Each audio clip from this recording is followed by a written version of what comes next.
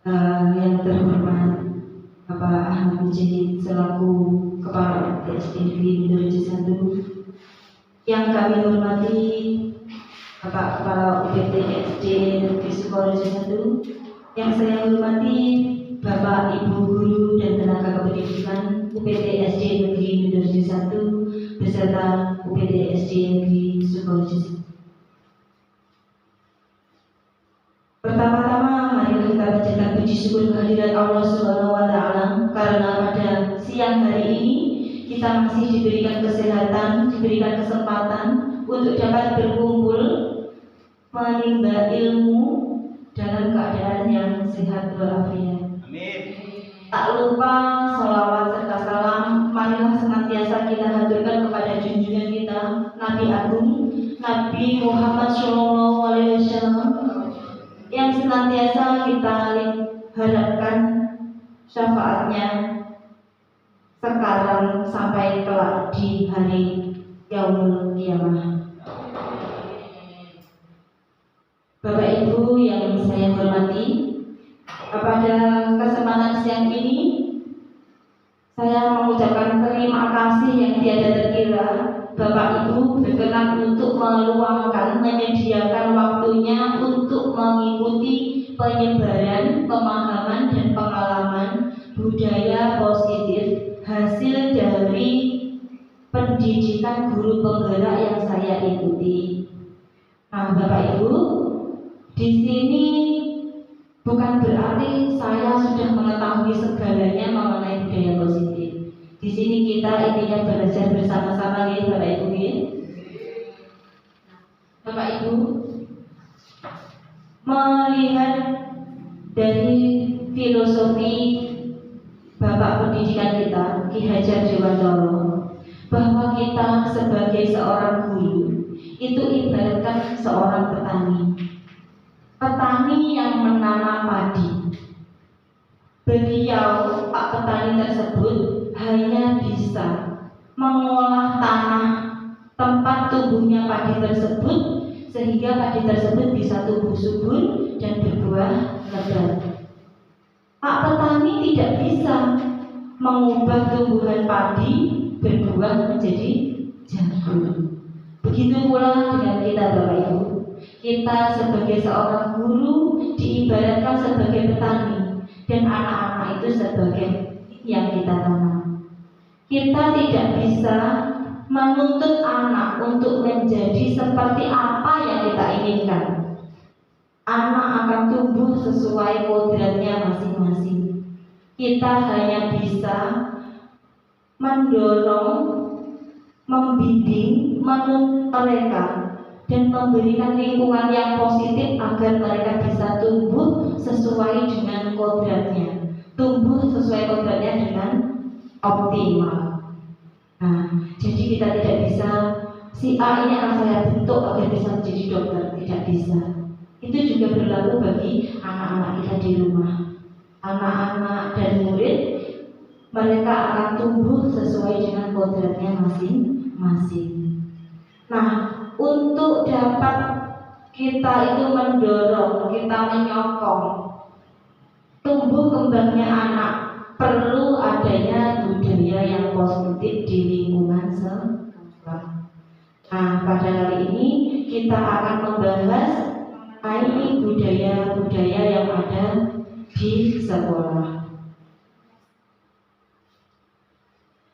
Nah, Bapak Ibu, di dalam budaya positif yang kita pelajari dalam pendidikan guru penggerak itu ada 8 konsep inti dari budaya positif.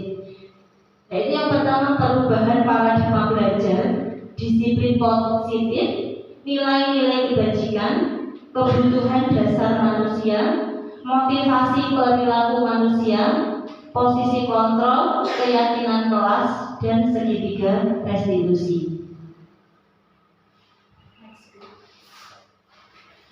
Bapak dan Ibu, di sini paradigma belajar baru.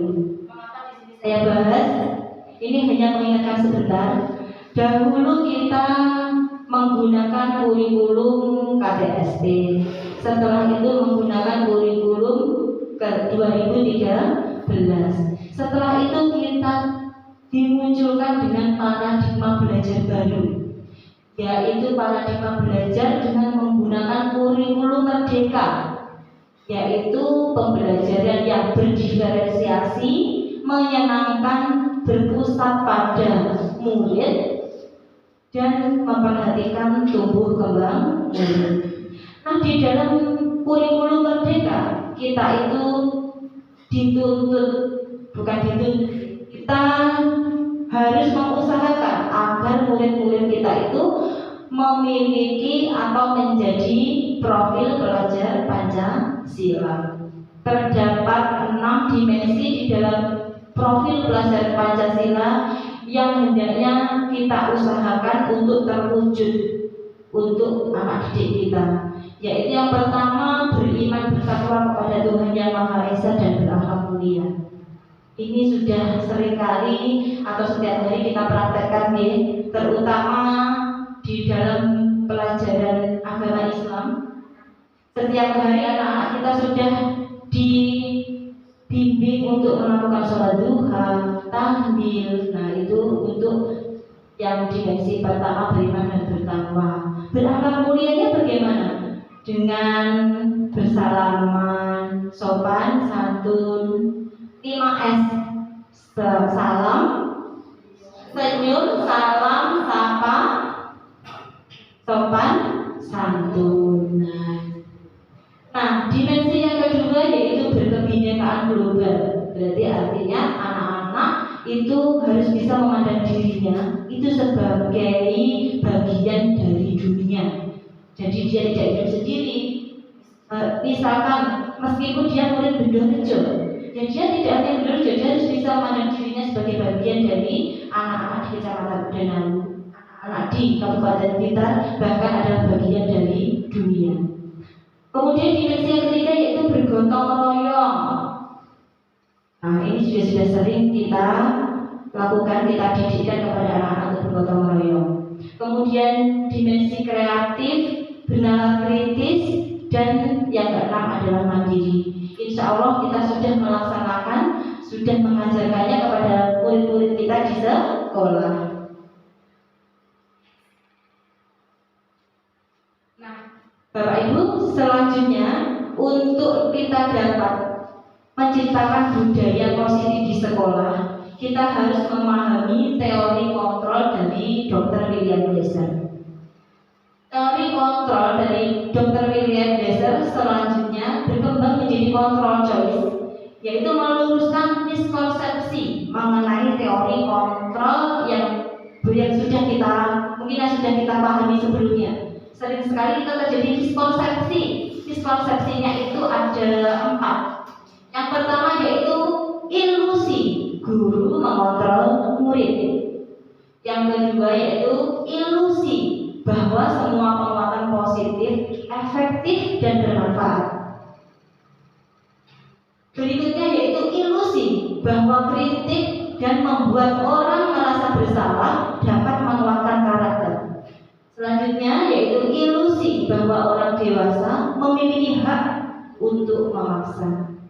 Nah, kita kalau di sekolah kita adalah orang dewasa dan murid-murid kita adalah sebagai anak-anak. Nah, penjelasan dari ilusi guru mengontrol murid seperti ini, Bapak Ibu. Nah, pada dasarnya kita itu tidak dapat memaksa murid untuk melakukan atau berbuat sesuatu jika murid itu tidak mau melakukan. Walaupun tampaknya guru mengontrol, ayo anak-anak kerjakan ini, ya, itu murid itu mau melaksanakan itu sebenarnya karena murid sedang mengizinkan dirinya untuk dikontrol. Yang bersekolah, oh saya mengizinkan saya untuk dikontrol. Kalau saya disuruh, ya saya. Ya, itu sebenarnya adalah ilusi.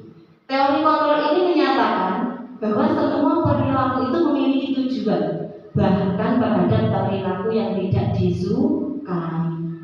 Nah, dari sini kita tuh sebenarnya nggak bisa memaksa anak-anak, memaksa murid kita. Ayo anak-anak, kalian jam pertama harus begini. Ayo sholat dulu misalkan. Dan sering kita oprek-oprek pagi hari ibu, sholat dulu, sholatnya begini-begini. Itu kadang anak ada yang gede-gede. Tapi akhirnya karena dipanggil-panggil, dia akhirnya mengizinkan dirinya. Wis lah, aku tak berangkat sholat. Itu karena dia itu mengizinkan dirinya dikontrol meskipun dia tidak suka. Seperti itu. Yang kedua penjelasannya yaitu ilusi bahwa semua penguatan positif itu efektif dan bermanfaat. Kadang kita memberikan penguatan positif, membujuk agar anak-anak mau melakukan sesuatu. Bujukan kita itu adalah kontrol, bentuk-bentuk kontrol terhadap murid kita.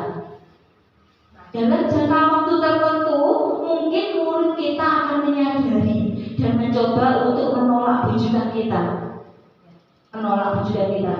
Nah, bisa jadi juga murid tersebut menjadi tergantung kepada usaha atau bujukan kita. Dia nggak mau melakukan sesuatu.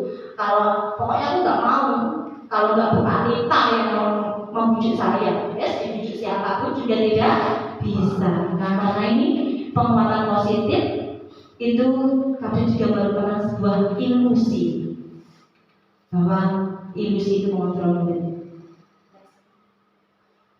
Nah, selanjutnya kadang kita itu mengadakan kritik, menggunakan kritik dan rasa bersalah untuk mengontrol murid. Itu merupakan posisi kontrol yang menuju kepada identitas gagal. Sebenarnya ketika kita memarahi anak-anak, mengkritik anak-anak, menyalahkan anak-anak, itu mereka sedang mengembangkan dialog negatif di otaknya maupun di alam bawah sadarnya. Kadang-kala kita sulit untuk melihat mereka itu melakukan perilaku ini apa tidak. Mereka itu melakukan dialog dalam dirinya yang menuju aktivitas gagal ini. Kita sulit untuk mengamati ini, karena kadang ketika kita memarahi anak-anak, kita itu menggunakan suara yang halus. Akhirnya anak-anak merasa bersalah di dalam dirinya, dan dia mengadakan dialog pada dirinya, aku ini nggak baik dan sebagainya. Nah, hal-hal seperti itu ternyata menuju identitas gagal untuk diri murid kita. Nah, selanjutnya yaitu penjelasan untuk ilusi bahwa kita itu memiliki kontrol. Kita bisa memaksa terhadap peserta didik kita atau murid kita. Kadang kita sebagai orang dewasa itu percaya bahwa kita memiliki tanggung jawab untuk membuat murid-murid kita melakukan hal tertentu. Apapun yang dilakukan dapat diterima selama ada sebuah kemajuan berdasarkan sebuah pengukuran kinerja. Pada saat itu pula orang dewasa akan menyadari bahwa perilaku memaksa tidak akan efektif untuk jangka waktu yang panjang. Nah, kalau dipaksa, efeknya adalah hubungan yang akan terbentuk adalah permusuhan. Kalau di sekolah kita sering memaksa anak itu akan terbawa di dalam memorinya. Dulu aku kalau buka dipukul kita akan ingat. Itu terkadang akan menjadikan permusuhan dalam hatinya. Meskipun si anak itu tidak menunjukkan perilaku yang sangat terlihat, tetapi sebenarnya dia itu memusuhi kita. Nah, kita sebagai pendidik, seperti kata Ki Hajar Dewantono, kita itu adalah among. Kita berkewajiban untuk menuntun anak, memerdekakan anak, menuntun anak agar tumbuh berkembang menjadi anak-anak yang optimal. Apakah kita ingin dimusuhi anak-anak, Bapak Ibu? Kita ingin anak-anak kita tumbuh dengan bahagia dan merdeka, ya? Nah, jadi untuk memarahi anak-anak, menghukum anak-anak, mulai sedikit demi sedikit kita kurangi. Dari teori kontrol tersebut itu ada namanya stimulus respon. Nah, di stimulus respon ini kadang kita itu menganggap bahwa kebutuhan kita sama, bahwa kebutuhan murid-murid kita sama. Oh, murid kelas 1 misalnya, kebutuhannya sama, mereka itu cuma butuh untuk belajar membaca dan menulis, misalnya seperti itu. Ternyata kalau di teori kontrol itu di realitasnya bahwa kebutuhan berbeda. Tidak usah jauh-jauh, kita sebagai ibu-ibu saja, kita kebutuhannya sudah berbeda, ya, berbeda-beda. Semua orang melihat hal yang sama, padahal setiap orang itu pasti melihat sesuatu itu dengan berbeda. Sudut pandang orang itu berbeda. Terus untuk stimulus respon selanjutnya yaitu kita mencoba mengubah orang agar berpandangan sama dengan kita. Gak bisa, ya, di teori kontrol kita harus berusaha memahami pandangan orang lain tentang dunia. Pandangan orang lain terhadap sesuatu menurut kita begini, pandangan orang lain belum tentu sama. Terus di stimulus respon berikutnya, orang lain bisa mengontrol saya. Sebenarnya di teori kontrol hanya kita sendirilah yang bisa mengontrol diri kita. Tidak ada orang lain yang bisa mengontrol diri kita. Nah, sebaliknya saya bisa mengontrol orang lain. Nah, sebenarnya kita tidak bisa mengontrol siapapun. Nah, ini misalkan Pak Jahit, Burin, besok Burin harus datang 6:30 di UPTSD Negeri Sukoharjo 1 untuk menjadi pengawas ANBK. Nah, itu bentuk kontrol dari Pak Jahit misalkan. Dan ternyata saya itu orangnya gak jadi kontrol, lalu saya masih repot dan sebagainya. Saya datangnya tetap jam 7, misalkan kurang 5 menit, misalkan Pak Jahit, ya. Nah, orang lain pun tidak bisa mengontrol diri kita, tidak bisa. Nah, pemaksaan ada pada saat rujukan gagal. Ini pernah ini, saya sendiri juga pernah melakukan ini. Sebagai contoh saya sendiri saja ini. Ada kalau saya membujuk anak saya untuk minum obat itu gak mau ketika sakit, akhirnya ya dipaksa. Seperti itu. Nah, kalau di sekolah gak boleh seperti itu. Kita itu harus mengadakan kolaborasi dan konsensus untuk menciptakan pilihan-pilihan baru. Nah, kalau di stimulus respon itu model berpikirnya, misalkan ada 2 orang, itu ada posisi yang menang, yang satunya kalah. Kalau di teori kontrol itu kita berpikir semuanya menang. Nah, misalkan bapak dan ibu guru ada perselisihan dengan siswa. Kalau di teori stimulus, guru menang, siswa kalah, misalnya seperti itu. Kalau di teori kontrol, guru menang, siswa juga menang. Jadi akan damai, tercipta kedamaian, rasa kekeluargaan akan tetap tercipta. Seperti itu. Nah, Bapak Ibu, untuk materi inti, konsep inti dari budaya positif berikutnya yaitu disiplin positif. Kata disiplin itu berasal dari bahasa Latin yaitu disciplina, yang artinya belajar.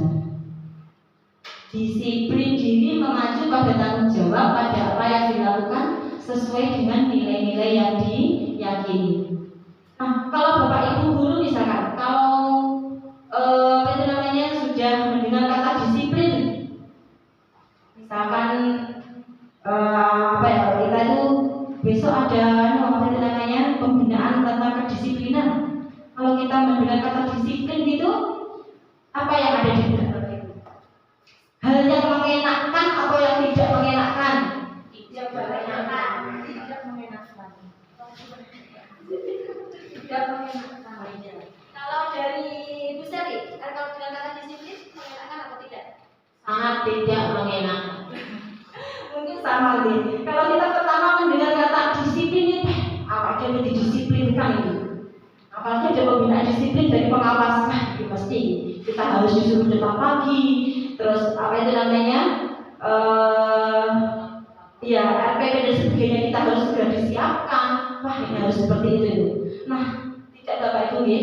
Sebenarnya kata disiplin ini itu ada di setiap kaitannya disiplin positif itu adalah cara menerapkan disiplin untuk menumbuhkan kesadaran serta memberdayakan peserta didik atau diri kita sendiri, nggak apa-apa, yang tanpa imbalan atau reward, tanpa ancaman dan tanpa hukuman. Nah, sebagai pendidik, tujuan kita adalah menciptakan anak-anak yang memiliki disiplin diri sehingga mereka bisa berperilaku dengan mengacu pada nilai-nilai kebajikan universal dan memiliki motivasi intrinsik untuk menuju perilaku yang lebih baik. Nah, ini menurut Pak Heri, mudah apa sulit untuk menciptakan disiplin positif, Pak Heri? Menurut saya guru itu sangat baik, mudah kalau kita betul-betul menjalankan. Menurut Pak Heri mudah untuk menanamkan disiplin positif. Bagaimana ini kalau pendapatnya? Siapa yang ingin berpendapat? Raise hand. Pak Heri. Ini malah mendelik kamu tangan. Kita mungkin mau memberi pendapat Pak Heri. Bagaimana penerapan disiplin positif? Hanya untuk masalah disiplin positif, saya itu dari sekolah dulu. Sekolah saya itu SBU. Sebetulnya secara rangkuman pendek saya katakan kita itu atau saya itu atau keluarga saya itu nanti tidak tahu mana perbedaan disiplin yang positif, mana disiplin negatif. Karena apa? Setiap waktu saya mendisiplin anak, katanya sih mendisiplin, tetapi perilaku yang ada saya sudah saya berikan. Dengan juga begitu mungkin rasanya. Kalau bangun pagi itu subuh ya, subuhan disik. Melakukan subuhan itu pendisiplinan atau suatu bentuk kewajiban. Nah, ketika kita sudah terbiasa dengan bangun pagi, ya sudah melakukan kegiatan subuhan atau doa pagi bahasanya, terus kebiasaan selanjutnya bersubuhan ini balik karena turunnya, ya atau berdagang dengan aktivitas bekerja persiapan sepanjang hari, itu akan melekat terus. Kalau itu dibiasakan, anak tidak tahu bahwa kebiasaannya bersubuhan itu turu. Tangi-tangi jam 5:30, mungkin hanya setengah jam, 1 jam. Ya kita semua sama, itu rahasia rumah tangga, rahasia pribadi, sudah mungkin.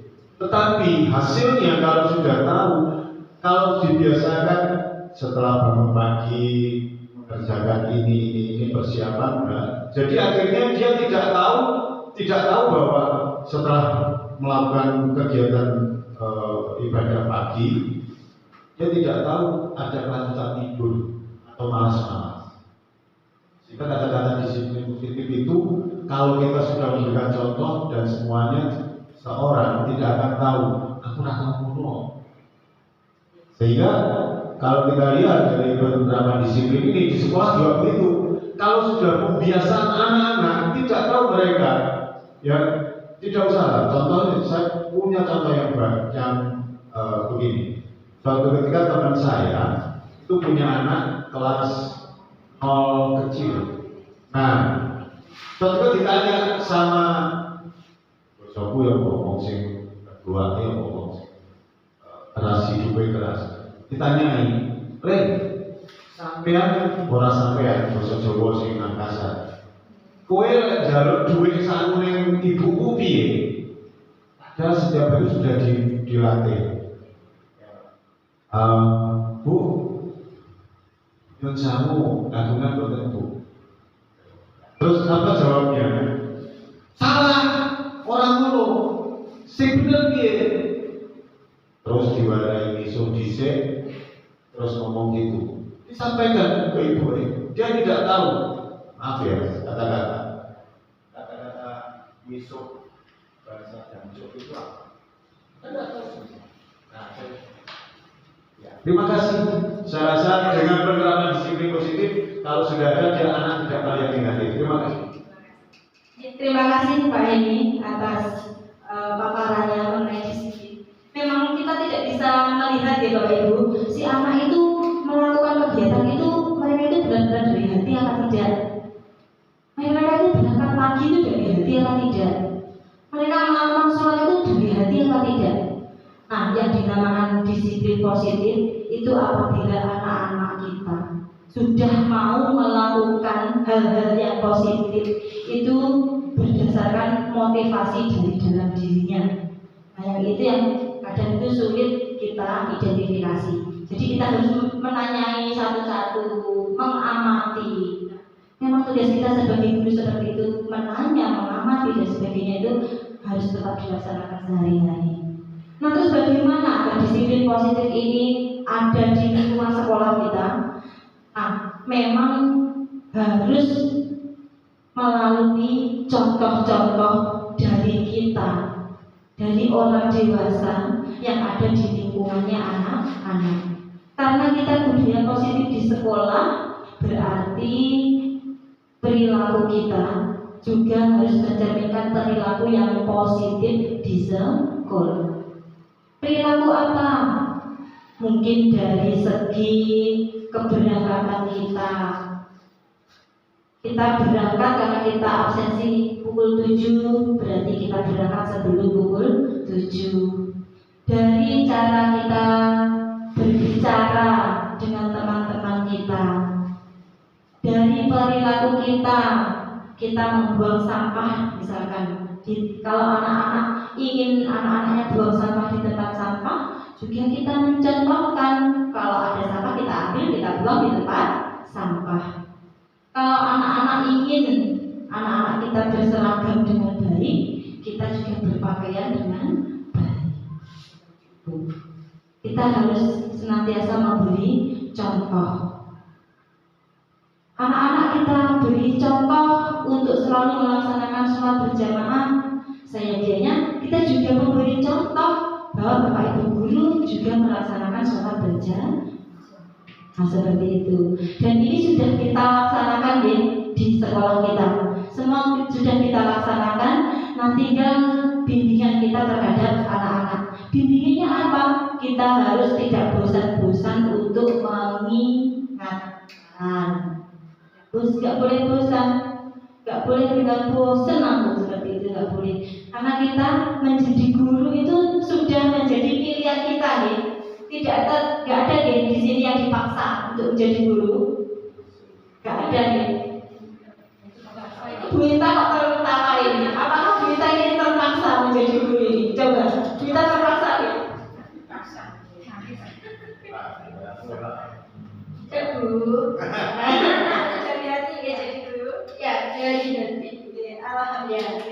Alhamdulillah, saya kita pertama tadi kalau saya terpaksa jadi guru. Sebenarnya saya nggak bercita-cita jadi guru, tapi sama ibuku tetap disuruh kuliah jadi guru. Alhamdulillah, kita sudah melangkah kuliah tentang jurusan yang kita inginkan, dan kita akhirnya diterima menjadi guru, dan semuanya ini sudah menjadi guru ASN semua. Alhamdulillahirobbilalamin. Nah, jadi kita harus tetap bersyukur dan tidak bosan-bosan dalam mengingatkan anak, karena itu adalah tugas kita. Nah, mengenai disiplin positif tadi,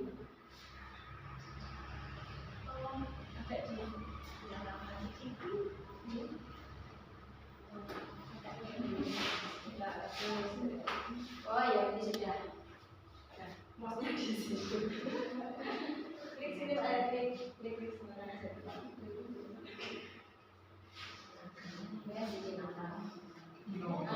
Iklan biasa ya. Ya, harus ada iklan. Nah, iklan sudah terlalu. Nah, Bapak Ibu, dari disiplin tadi itu ada nilai-nilai kebajikan, atau sering sekali kita sebut sebagai nilai-nilai kebajikan universal. Kalau nilai-nilai kebajikan universal itu berarti kalau kita mendengar kata universal itu berarti semua, ya? Semua mendunia. Berarti nilai-nilai kebajikan itu adalah nilai-nilai baik yang sudah disepakati secara mendunia. Nilai-nilai yang sudah disepakati bersama, lintas agama, suku bangsa, lintas bahasa maupun latar belakang. Jadi nggak boleh ini yang Islam sama yang Kristen misalkan. Aku punya disiplin positif kayak dewe, ini kebajikanku begini. Yang Kristen, kalau saya begini, terus otot-ototan itu tidak boleh. Itu berarti namanya bukan kebajikan universal. Kalau sudah kebajikan universal, itu sudah diterima secara mendunia. Nah, Bapak Ibu, sebenarnya banyak sekali contoh nilai kebajikan organisasi. Tapi di sini saya hanya menampilkan 3 saja dari organisasi nilai kebajikan. Yang pertama yang ini profil pelajar Pancasila. Ini berarti sesuai dengan kurikulum kita, di mana nilai kebajikannya adalah beriman, bertakwa kepada Tuhan Yang Maha Esa, berakhlak mulia, mandiri, bernalar kritis, berkebinekaan global, bergotong royong, dan kreatif. Terus organisasi dari Ibu Primaris Program. Nah, ini saya dulu kok jadi seperti ini ya dari PPT-nya.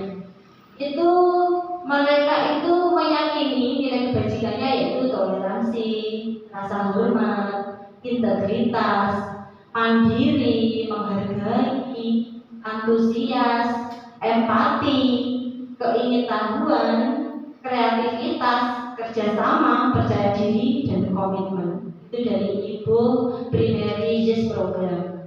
Kemudian dari organisasi keterampilan hidup atau life skill, mereka meyakini nilai kebajikannya yaitu dapat dipercaya, lurus hati, pendengar yang aktif, tidak merendahkan orang lain, memberikan yang terbaik dari diri.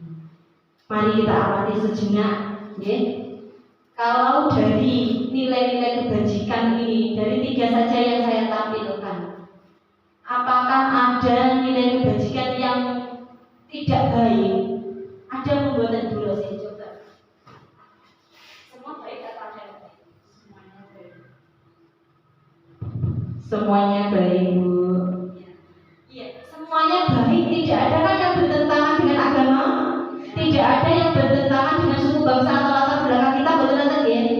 Ini bagus, ini bagus, ini bagus. Nah, yang terbaik mana? Semuanya baik, tetapi pada kurikulum merdeka kita yang dilaksanakan secara nasional, kita Indonesia memilih profil pelajar Pancasila. Ini adalah nilai-nilai kebajikan yang ingin kita kembangkan untuk murid-murid kita.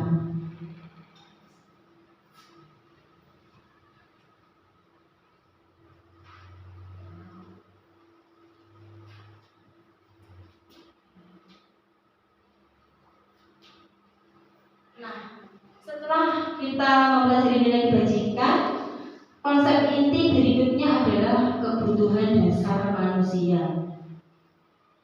Yang disebut kebutuhan dasar adalah segala sesuatu yang kita lakukan untuk mendapatkan apa yang kita ingin.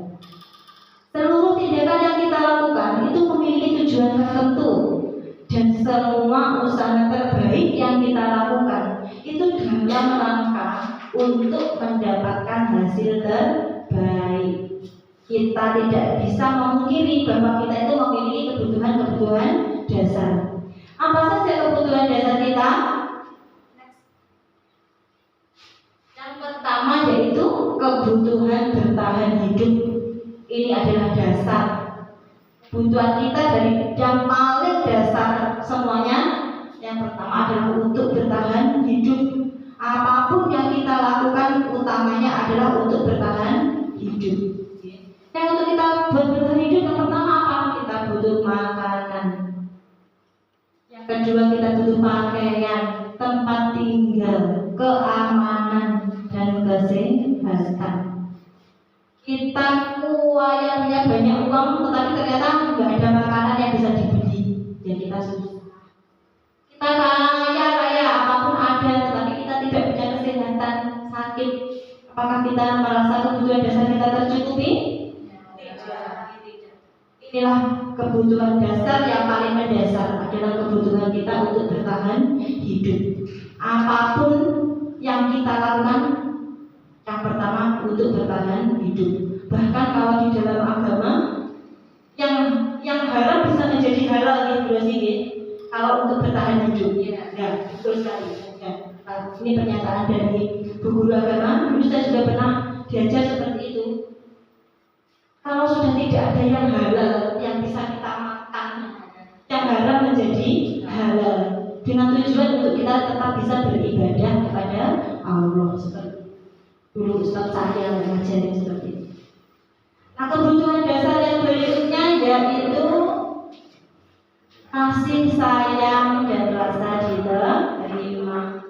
Setelah kita bisa makan, punya pakaian, punya rumah, kita itu butuh yang namanya rasa kasih sayang dan rasa diterima. Meliputi apa saja itu rasa diterima, dipedulikan, berbagi, kerjasama, menjadi bagian dari kelompok.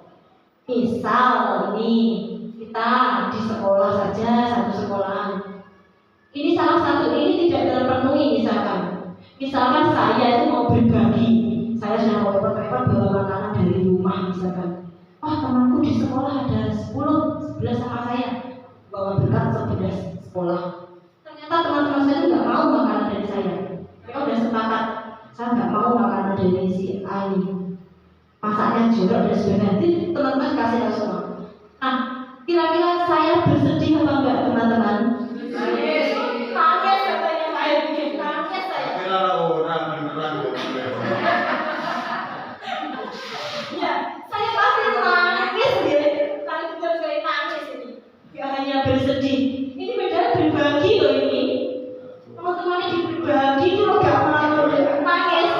Seperti contohnya ini, saya kemarin juga mau nangis Bapak Ibu Guru. Saya ingin berbagi pengetahuan, menyebarkan materi tentang budaya positif, gitu ya. Pesertanya harus sekian, teman-teman. Duh, ini nggak bisa, itu nggak bisa. Bahkan teman yang nyantong tas mau pergi saya curigai. Ya, Bu mau kemana? Saya langsung saya todong seperti itu. Saya takutnya teman saya itu nggak mau saya bagi, nggak mau.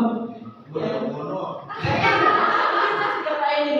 Saya juga nggak mau, sedih sekali. Seandainya saya ingin berbagi, terus ternyata teman saya, maaf Bu Nurin, saya nggak bisa. Alah, yang dari pembicara Bu Nurin males, aku gak masih sowi. Itu saya itu tidak hanya bersedih, mungkin saya akan menangis seperti itu. Itu benar-benar salah satu. Terus yang ini menjadi bagian dari kelompok. Bapak Ibu ini satu sekolah, satu kelompok ya. Satu kelompok. Terus saya jenengan itu mengadakan agenda rekreasi satu kelompok. Ternyata jenengan gak menganggap saya bagian dari kelompok. Saya ditinggal tanpa dikasih tahu. Paling aku rumah wes story panjang kali lebar. Itu kalau saya loh, di sekolah jenengan. Kira-kira sama apa buatan? Sama. Itu juga sama ternyata ya? Sama. Kalau ya dikucilkan gitu, dikucilkan. Rasanya tidak enak. Apakah itu juga ada di kelasnya jenengan anak yang dikucilkan? Tidak ada. Alhamdulillah sekali tidak ada. Nah, bagaimana kalau ada anak yang dikucilkan di sekolah, di kelasnya? Ini mungkin saya akan berbagi sedikit ya, Bapak. Karena saya merasa itu ada di kelas saya. Ada anak yang dikucilkan. Kalau mau kelompok, ya itu nggak usah Bu, nggak usah diajak. Itu kan bukan laki-laki, katanya. Saya selalu memberi pengertian, anak-anak, kalian laki-laki jumlahnya berapa? 10. Kelompoknya bentuk menjadi berapa? 2. 10 dibagi 2 berapa? 5. Nah, ya pintar kan matematika? Nah gitu kan. Terus kalau 5, kalau kamu yang satunya nggak diikutkan bagaimana? Ayo keyakinannya kemarin yang dibentuk apa? Keyakinan kelasnya saya ingatkan lagi terhadap keyakinan kelasnya. akhirnya mau menerima. Alhamdulillah, itu sedikit-sedikit memang harus senantiasa kita beri pengertian. Ya, kadang anak ada yang di kelas itu seperti itu, kecilkan, nggak mau, tidak diterima menjadi bagian kelompok, itu ada. Padahal dia yo nggak jelek-jelek amat, nggak kepo-kepo amat, bahkan juga menguasai bidang tertentu, tapi ya seperti itu teman-teman. Nah, ini adalah kebutuhan dasar kita yang kedua, itu rasa sayang diterima. Ini kalau tidak terpenuhi, betapa hancurnya ya dunia kita seperti itu. Kita menjadi tidak diterima. Next, untuk kebutuhan dasar yang berikutnya yang ketiga, yaitu nggak kelihatan, yaitu penguasaan. Penguasaan itu meliputi apa saja loh? Harga diri, Bapak Ibu. Harga diri, keinginan untuk dianggap, terus memimpin, berprestasi, diakui, didengar, itu adalah kebutuhan dari penguasaan. Contohnya, ngapunten niki kula damel contohnya Pak Jahit nih. Pak Jahit di sini itu, ini kebutuhan dasar adalah penguasaan. Pak Jahit itu memimpin kita di sekolah. Kita sebagai bawahannya dari Pak Jahit. Kita seyogyanya terhadap Pak Jahit berarti bagaimana? Menghormati. Benar Pak Jahit? Betul sekali, bahwasanya kita di lingkungan sekolah itu pasti ada pemimpin. Berarti yang namanya pemimpin, penguasaan itu wajib kita hargai, kita hormati, dan apa yang disampaikan oleh beliau-beliaunya kita juga harus betul-betul menjalankan. Mungkin begitu Guru. Terima kasih benar sekali. Nah, dari kepemimpinan, penguasaan dari Pak Jahit tadi, kita harus menghargai, menghormati, karena itu berkaitan dengan harga diri dan keinginan untuk dianggap. Kira-kira alangkah bersedihnya Pak Jahit kalau kita tidak menghormati, tidak menghargai. Nah, saya tanya nih, betul apa betul ini? Andai kan Pak Jahit ini ngapunten sebagai kepala sekolah terus anak buahnya tidak menghargai, kira-kira bagaimana perasaannya Pak? Yang pasti sangat sedih sekali jika kita tidak dihargai di sini.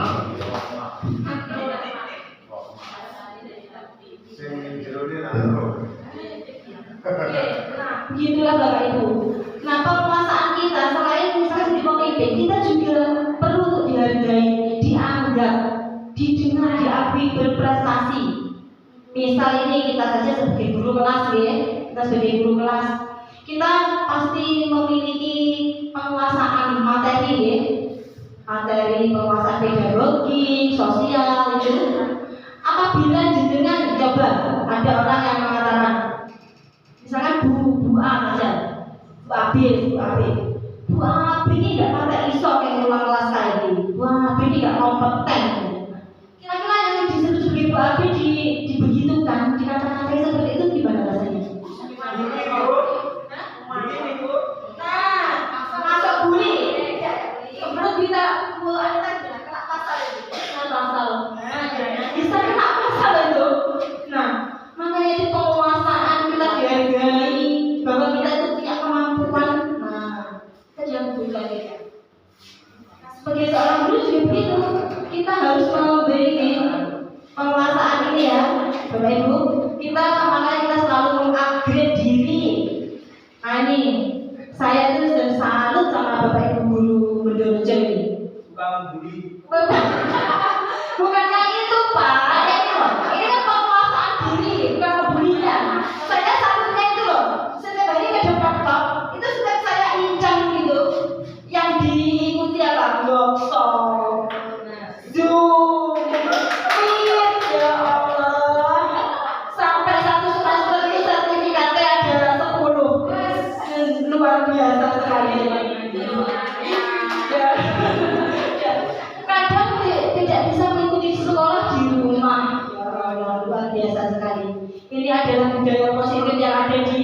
materi luar biasa. Itu adalah demi apa? Demi apa itu namanya, penguasaan. Dia memiliki penguasaan terhadap materi yang mau diajarkan. Kok kurikulumnya merdeka, saya gak pakai paham dengan kurikulum merdeka. Ikuti workshop atau seminar tentang kurikulum merdeka. Next untuk kebutuhan yang keempat, yaitu kebebasan. Nah ini Pak Demen ya, gas.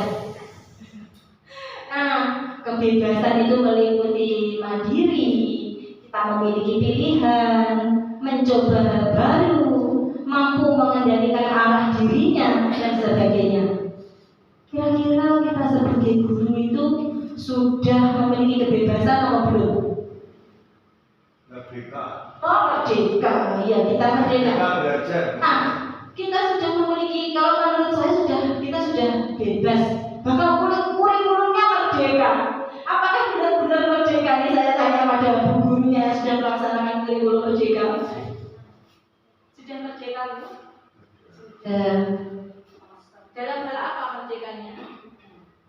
Membuat dan ajar kan sesuai dengan kebebasan berkarya.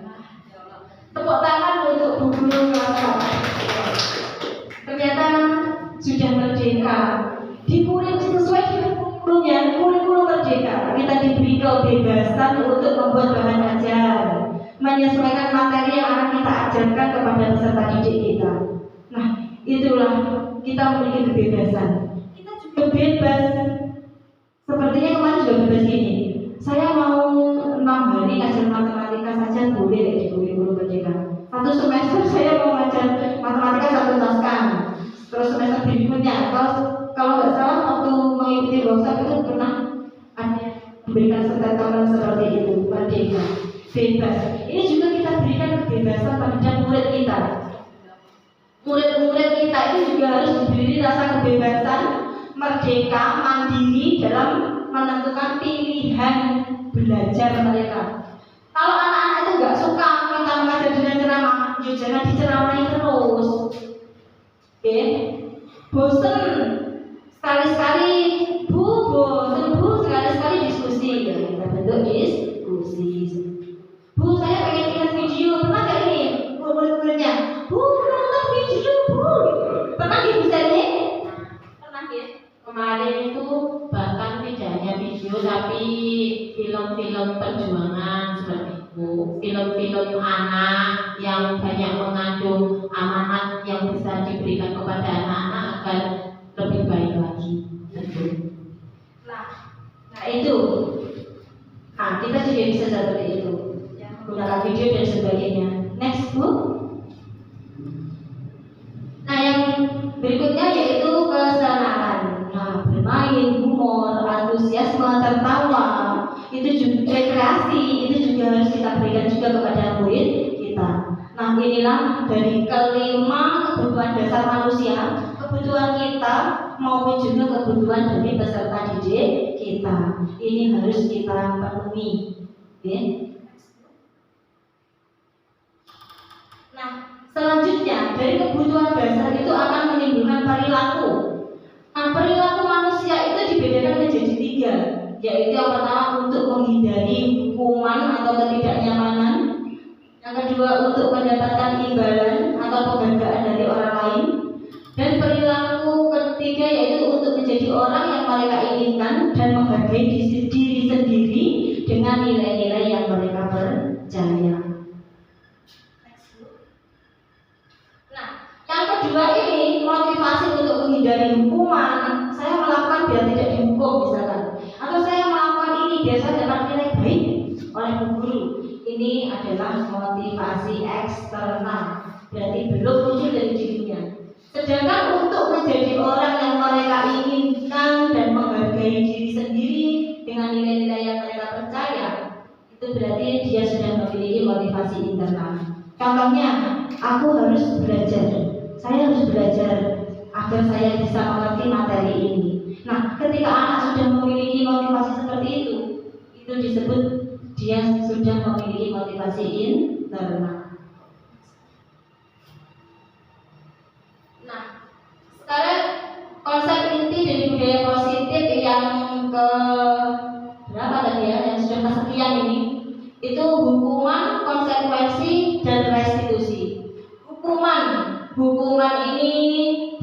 tidak terencana, murid tidak tahu apa yang akan terjadi, bersifat satu arah, dan biasanya berupa hukuman fisik atau psikis. Fisik biasanya lari di lapangan satu kali, atau berdiri hormat di tiang menghadap tiang bendera seperti itu. Kalau psikis ya kita marahi.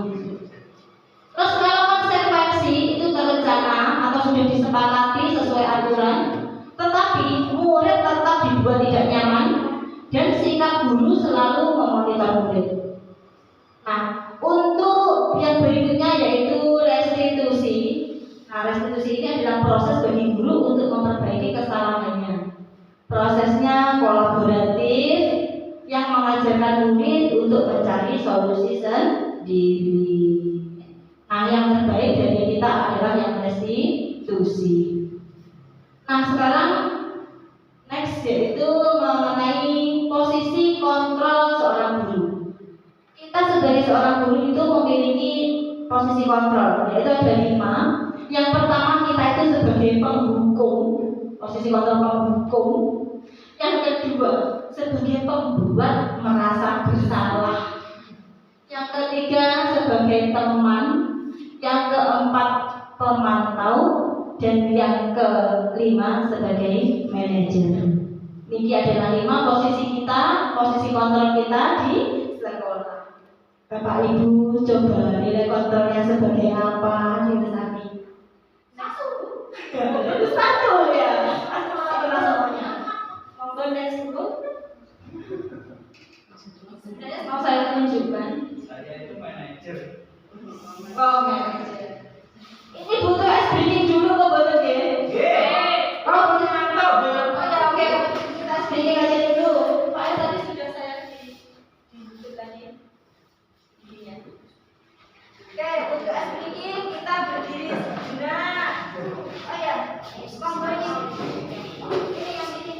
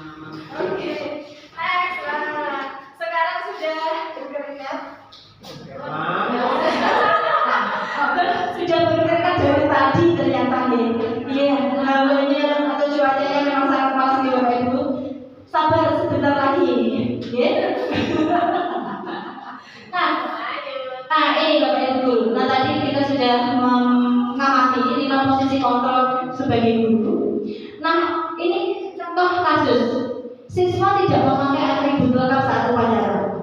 Nah, kalau kita sebagai penghukum, kita akan memanggil dia dengan memasang mimik yang menakutkan, serem dan sebagainya, membentak, kasar dan sebagainya. Misalkan, orang ada bendera selama 1 jam. Misalkan seperti itu. Bocah langsung mengangkat bu. Mengangkat ini, kelunuh gitu ya. Nah, kalau pembuat merasa bersalah, itu biasanya apa ini? Bahasa kelunuh ya Pak. Ya maksudnya berjalan perlahan dengan lesu. Nah, sekarang yang kalau posisi kontrol sebagai pembuat merasa bersalah, ini akan memakai kata-kata yang lembut ya, kepada peserta didiknya. Karena dia ingin yang tadi nggak pakai seragam itu, dia merasa bersalah. Berapa kali ibu harus memberitahu kamu selalu saja mengecewakan ibu. Wah, anak begitu. Ya Allah, dan sudah salah. Next. Nah, itu kalau perilakunya sebagai apa itu namanya, sebagai merasa bersalah. Sekarang kalau sebagai teman, nah kita anggap teman, kita berbicara dengan ramah, dengan sedikit senyuman. Ayo dong, ikuti aturan sekolah. Tolong bantu ibu ya hari ini. Ya sudah, tidak apa-apa. Lain kali jangan berbuat seperti ini lagi ya. Pernah nggak seperti itu? Nah, kalau pernah berarti jenengan memposisikan sebagai teman bagi anak-anak. Nah, kalau pemantau, dia berbicaranya data. Dia hanya memperhatikan data-data yang sudah ada di sekolah. Contoh kalimatnya seperti ini. Kamu sudah mendengar peraturan sekolah. Kamu tahu konsekuensinya? Setelah upacara, kamu beli atribut di koperasi dan jangan diulang lagi. Sebagai pemantau, dia tegas dan hanya memandang data-data sebelumnya saja. Nah, selanjutnya yaitu posisi sebagai manajer. Tolong next book. Nah, kalau sebagai manajer, nah ini mesti bertanya, apakah kamu tahu kesalahanmu? Kira-kira bagaimana kamu memperbaiki kesalahanmu? Seorang manajer akan berkata tidak lembut ataupun menunjukkan raut muka yang menakutkan, tetapi dia berbicara sebagai orang yang biasa memimpin. Seorang pemimpin itu sebagai manajer, dia harus tahu kondisinya. Dia biasanya akan menanyakan bagaimana cara memperbaiki kesalahan. Nah, seperti itu. Saya yakin bapak dan ibu guru di sini semua itu adalah manajer bagi murid-murid dan ibu guru semua. Dari kelima posisi kontrol seperti itu tadi, yang pernah jenengan terapkan itu yang mana? Sebagai penghukum pernah bapak ibu? Nah, sebagai pembuat rasa bersalah? Sebagai teman? Pernah juga. Semua pernah. Saya juga. Semua pernah saya lakukan. Saya tidak berbohong, semua pernah saya lakukan. Tetapi setelah mempelajari modul ini, setelah mempelajari budaya positif Bapak Ibu guru, kita sebagai seorang guru hendaknya menjadi posisi kontrol sebagai manajer. Mari mulai kita hilangkan sebagai penghukum dan pembuat merasa bersalah. Karena sebagai penghukum dan membuat yang melakukan tadi merasa bersalah itu menuju ke identitas gagal. Anak akan teringat terus di masa hidupnya kelak dia akan merasa gagal. Dan kita sebagai guru akan dikeluarkan dari dunia anak di dalam kehidupannya atau di masa yang akan datang. Kita tidak ada ingat. Kita tidak ada di dunianya, nggak ingat terhadap kita. Tetapi kalau kita sebagai manajer, dia akan senang tiap hari raya datangi, karena muridnya kangen sama bu gurunya, sama pak gurunya. Saya senang sekali diajar bu. Saya senang saya diajar Bu Rosi. Saya selalu gini-gini Bu Rosi memberi nasihat, membantu saya memecahkan masalah. Saya senang sekali. Nah akhirnya setiap hari raya pasti datang ke Bu Rosi. Bahkan sampai dia itu sudah lulus kuliah, dia akan tetap ingat sama gurunya. Karena kita ditempatkan di posisi yang istimewa di alam pikiran penampilannya dan di dunianya. Kalau kita bisa memposisikan sebagai manajer. Next Bu. Nah sekarang posisi kontrol apa ini? Coba. Saya kecewa sekali dengan kamu. Kira-kira posisi kontrol apa itu? Coba. Apa? Coba apa? Buat rasa bersalah dulu. Ya, betul sekali. Ini saya kecewa sekali dengan kamu. Ini berarti membuat merasa bersalah. Nah, ini juga kamu tidak pernah benar melakukannya.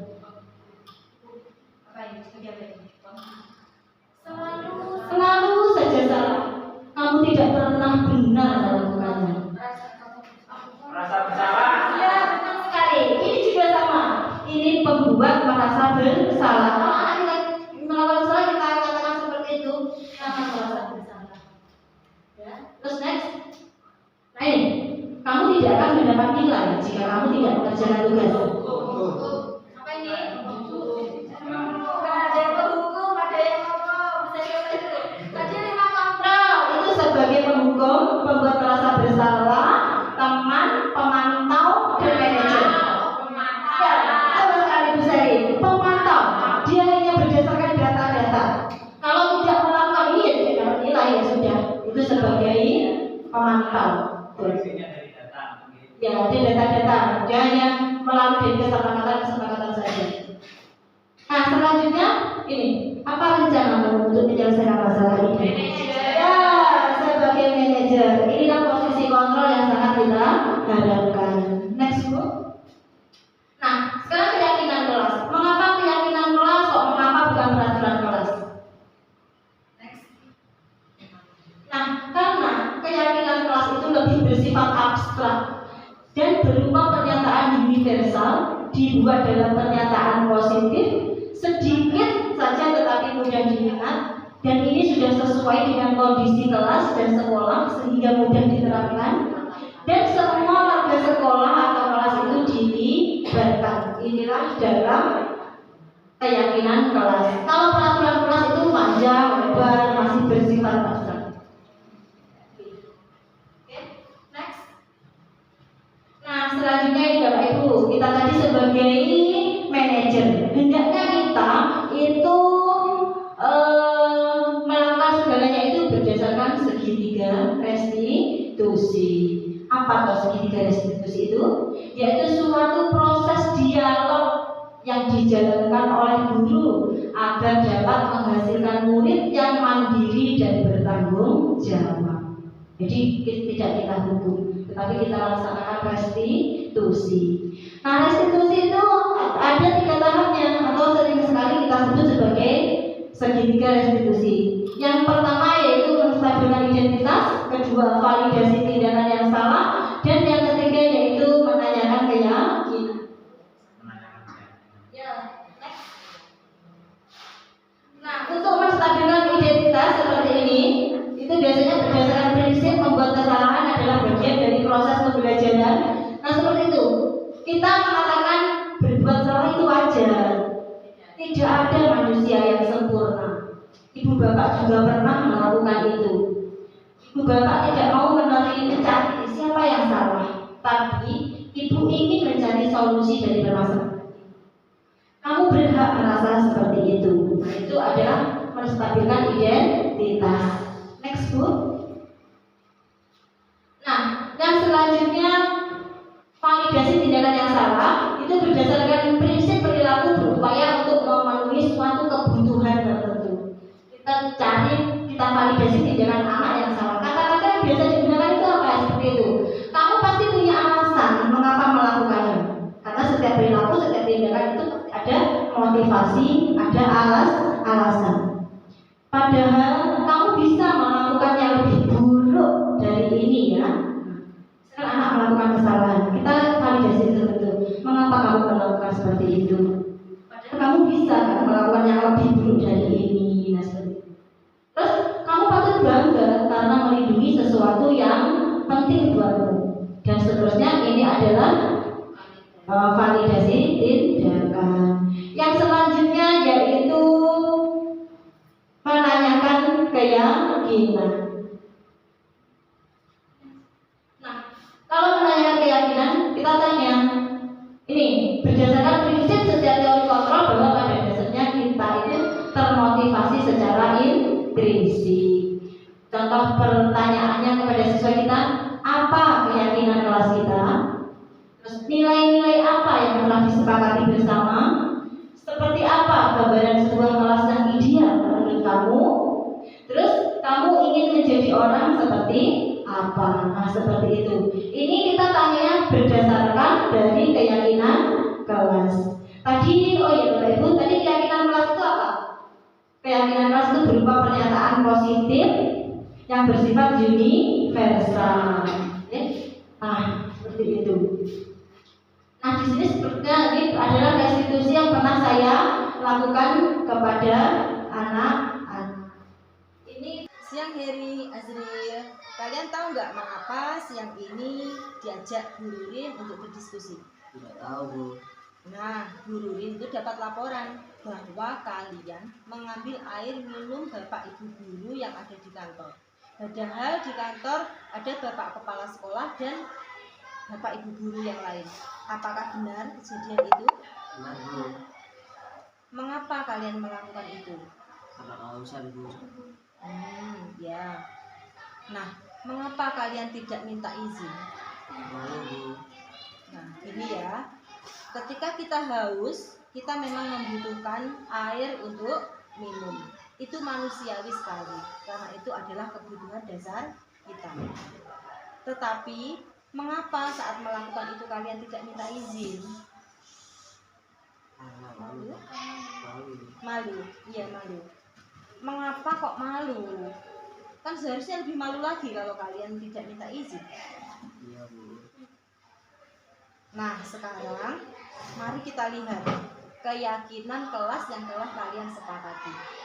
Dalam hal ini, kalian telah melanggar kesepakatan kelas itu. Kira-kira kesepakatan kelas yang mana yang telah kalian langgar? Beriman. Iya, beriman dan bertakwa kepada Tuhan Yang Maha Esa. Menurut kalian, apakah keyakinan kelas itu penting? Penting, Bu. Nah, kalau menurut kalian keyakinan kelas itu penting, berarti keyakinan kelas yang mana yang harus dilakukan ketika kamu membutuhkan barang orang lain? Minta izin, Bu. Ya, meminta izin. Tepat sekali. Nah, sekarang Bu Rurin bertanya, apakah kalian bersedia untuk menyelesaikan masalah ini? Ya, Bu. Lalu apa yang akan kalian lakukan untuk memecahkan masalah ini? Tidak mengulangi lagi, Bu. Kalian janji untuk tidak mengulangi lagi? Izin, Bu. Terus selain berjanji tidak mengulangi lagi, apa lagi? Akan membawa gelas sendiri karena ada hal di kelas, Bu. Iya, Azri bagaimana? Membawa botol atau tumbler, ya? Nah, di kelas kalian itu sudah ada galon untuk anak-anak minum. Kalian bisa membawa tumbler ataupun gelas, ya? Nah, tepat sekali. Itu yang Bu Rurin harapkan. Kalian bisa menyelesaikan masalah ini dengan baik, ya? Nah, tetap semangat. Sekarang silahkan kalian kembali ke kelas. Terima kasih, Bu. Ya.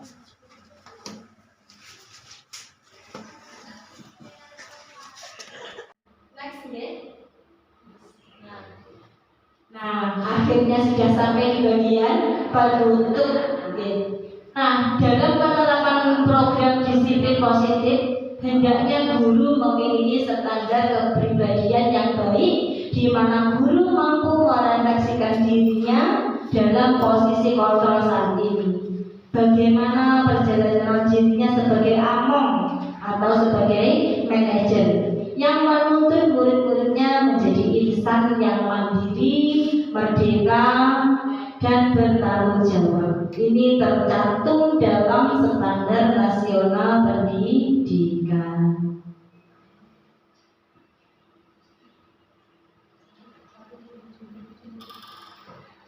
Bapak Ibu, nah tadi ada apa itu namanya keyakinan kelas. Nah, saya ingin kita itu membentuk keyakinan sekolah. Ya. Nah, tolong post-it ini nanti diisi peraturan atau bukan peraturan, keyakinan kelas, keyakinan sekolah apa yang Bapak Ibu yakini. Nah, masing-masing mohon dituliskan di dalam post-itnya dalam kalimat yang positif dan kita tidak usah mengubahnya. Kalau kalimat positif berarti tidak boleh menggunakan kata tidak, jangan. Nah, itu berarti payae. Ya, itu tidak boleh ya.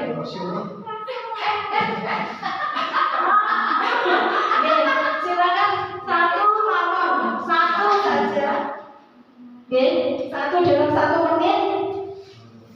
Oke, monggo dituliskan nopo. Apa saling menghormati? Seperti itu. Mengembalikan barang pada tempatnya. Pinjam harus izin seperti itu. Tapi kalau tidak membuli, stop bullying. Mungkin seperti itu. Nah, keyakinan kelas bukan keyakinan kelas lagi ini, karena kita sebagai guru berarti keyakinan sekolah atau keyakinan kelompok kita. Dan ingin apa? Ini monggo.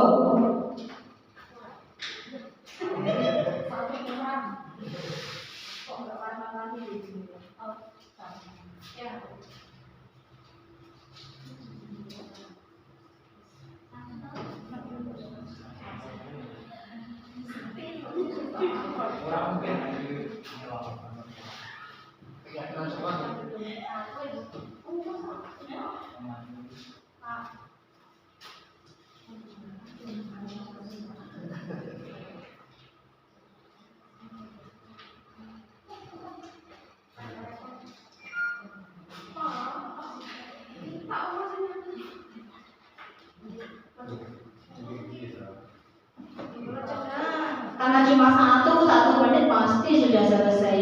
Oke, yang selesai monggo ditempel di keyakinan sekolah kita. Monggo ditempel.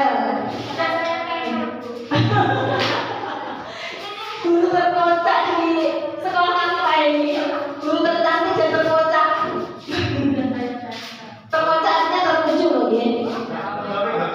Oke, bener kocak. Oke. Oke. Nah, keyakinan